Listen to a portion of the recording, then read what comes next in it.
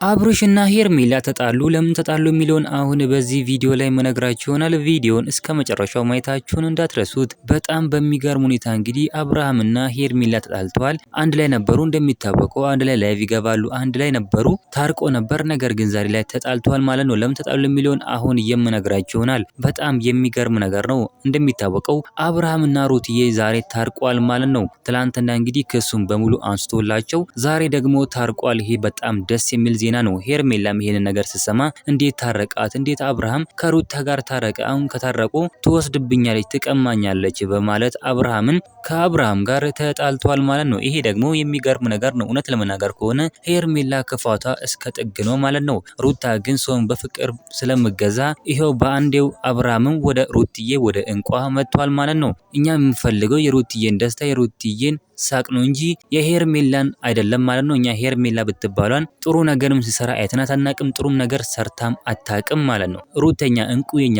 ጀግና ግን በጣም ጥሩ ነገሮችን ሱን የሚያስተምር ነገሮችን ነው የምትሰራው። እስኪ አሁን ልጅ ማሳደግን ያለ አባት ልጅ ማሳደግን ሴት ልጅ እንደምችል እያስተማረች ትገኛለች። ነገር ግን ያቺ ሄርሜላ ተብዩዋ ልጅ አላት። ልጇን ግን እዛ ትታ ወደ አብርሃም መታ ምንም እኔ አላቅም ያለ አብርሃም ምንም አላየውም ማለች ማለት ነው። ልጇን እዛ ደበቀ። ነገር ግን ሩተኛ እንቁ ልጇን ይዛ ትሟገታለች ለልጇ ትሟገታለች፣ ቤተሰቦቿን ለመሰብሰብ ትዳሯን ለመሰብሰብ ትሟገታለች ማለት ነው። የኛ እንቁ የኛ ጀግና ያላችሁ ሩታ በጣም ጠንካራ ነሽ ያላችሁ እናንተም ኮሜንት ላይ መጻፋችሁን እንዳትረሱ። እናንተ ምን ትላላችሁ? ሀሳብ አስተያየታችሁን ኮሜንት ላይ ማስቀመጥ እንዳትረሱ። ቪዲዮ ላይክ፣ ቻናሉ ሰብስክራይብ ማድረግ እንዳትረሱ። በሌላ ቪዲዮ እስከምንገናኝ በያላችሁበት የዓለም ዳርቻ ሰላማችሁ ብዝት ይበልልኝ። ደህና ሁኑልኝ።